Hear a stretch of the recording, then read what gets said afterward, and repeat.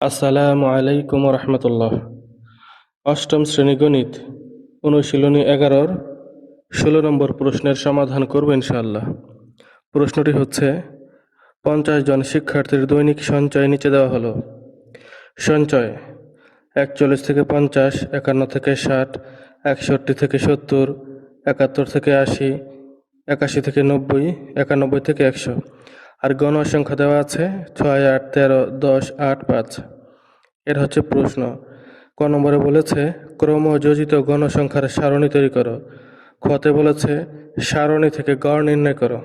সমাধান কতে আমরা করব ক্রমযোজিত গণসংখ্যার সারণী। এখানে সঞ্চয়, গণসংখ্যা, ক্রমযোজিত গণসংখ্যা নামের 3টি কলাম তৈরি করব। তারপর সঞ্চয়ের বরাবর প্রশ্নের মধ্যে যে সঞ্চয়ের বরাবর যে সংখ্যাগুলো রয়েছে, যে শ্রেণীগুলো রয়েছে সবগুলো এখানে উঠিয়ে দেব। প্রশ্নের মধ্যে যে গণসংখ্যা বরাবর যে সংখ্যাগুলো রয়েছে সব গণসংখ্যা এখানে উঠিয়ে দেব। দেওয়ার পর এখন ক্রমযোজিত গণসংখ্যা বের করব। ক্রমযোজিত গণসংখ্যা এটা কিভাবে বের করতে হয় দেখি। গণসংখ্যার এখানে প্রথমে 6 রয়েছে, 6। ক্রমযোজিত গণসংখ্যার ঘরে এই 6 লিখে দেব। এখানে 6 রয়েছে, 6 লিখে দিব। তারপর এই 6 আর এই 8 দুটো যোগ করব। 6 আর 8 যোগ করলে হয় 14, এই 14 লিখে দিলাম। তারপর 14 আর 13 দুটো যোগ করব। 14 আর 13 যোগ করলে হয় 27, এটা লিখে নিলাম। 27 আর 10 যোগ করব। 27 আর 10 যোগ করলে হয় 37। 37 আর 8 যোগ করলে হয় 45। 45 আর 5 যোগ করলে হয় 50। এটাই হচ্ছে ক্রমযোজিত গণসংখ্যা। এই কলামটা হচ্ছে ক্রমযোজিত গণসংখ্যা। খ নম্বরে বলেছে সারণী থেকে গড় নির্ণয় করো। সারণী থেকে গড় নির্ণয় করতে বলছে। এখন আমরা লিখব গড় নির্ণয়ের সারণী। লেখার পর 4টি কলাম তৈরি করব। শ্রেণী ব্যবধান, শ্রেণী মধ্যবিন্দু, গণসংখ্যা, এফআই এক্সআই। শ্রেণী মধ্যবিন্দুকে এক্সআই দ্বারা প্রকাশ করা হয়, গণসংখ্যাকে এফআই দ্বারা প্রকাশ করা হয়।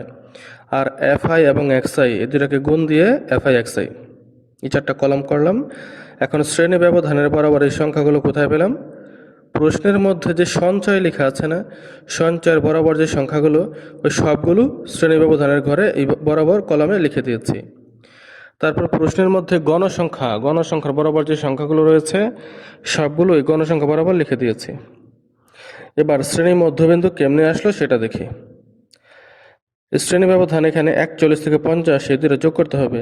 41 আর 50 যোগ করে 2 দিয়ে ভাগ দিলে 45.5 হয়। তারপর 51 এবং 60 যোগ করে 2 দিয়ে ভাগ দিলে 55.5 হয়। তারপর 61 এবং 70 যোগ করে 2 দিয়ে ভাগ দিলে 65.5 হয়। তারপর 71 এবং 80 যোগ করে 2 দিয়ে ভাগ দিলে 75.5 হয়। ঠিক এই নিয়মেই বাকিগুলো করেছি। এটাই হচ্ছে শ্রেণী মধ্যবিন্দু। তারপর এফআই এক্সআই এই কলামটা কিভাবে হলো, 273 কিভাবে হলো?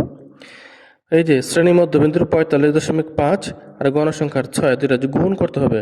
দুটা গুণ করলে হয় 273। তারপর 55.5 এবং 8 দুটা গুণ করলে হয় 444। তারপর 65.5 এবং 13 দুইটা গুণ করলে হয় 851.5। ঠিক এইভাবে এই দুইটা গুণ করতে হবে, অর্থাৎ শ্রেণী মধ্যবিন্দুটা এবং গণসংখ্যার এই দুটি গুণ করে করে এফআই এক্সআই এটি পাওয়া যায়। তারপর গণসংখ্যারগুলো এই সংখ্যাগুলো যোগ করলে কত হয়? 50 হয়, n = 50। আর সামেশন এফআই এক্সআই এ বরাবর সবগুলো যোগ করলে কত হয়? 3485। আমরা জানি গড় সমান summation f i x i by n। Summation f i x i এর মান পেলাম 3485 আর n সমান পেলাম 50। এটা লিখে নিলাম। তারপর এই দুটা ভাগ করতে হবে। 3485 আর 50কে 50 দিয়ে ভাগ করলে 69.7 হয়। সুতরাং নির্ণীয় গড় হবে 69.7।